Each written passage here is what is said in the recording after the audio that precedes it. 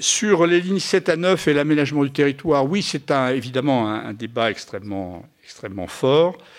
J'ai suggéré que ce débat ait lieu à travers ces bilans socio-économiques que je suggère, en sortant de la politique aveugle actuelle qui me paraît ne pas éclairer du tout les sujets.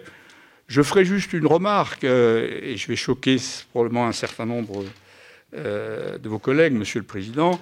Le service public de la mobilité des personnes n'est aujourd'hui pas exclusivement assuré par le ferroviaire. Il est assuré par tous les modes de transport. Et c'est aussi du service public de transport des personnes.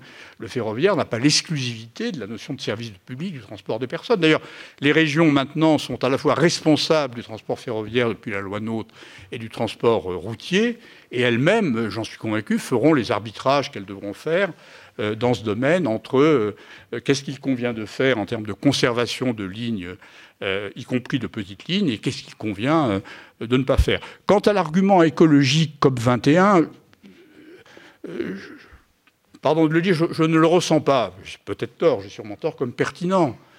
Le bilan écologique des petites lignes n'est pas bon. Voilà, je l'écris, ça peut choquer les gens, mais c'est la vérité. Parce que ces petites lignes ne sont pas électrifiées, c'est les motrices diesel qui circulent. On connaît la consommation de ces motrices diesel, on sait quel est le remplissage et on sait que le bilan carbone par rapport aux passagers transportés n'est pas bon.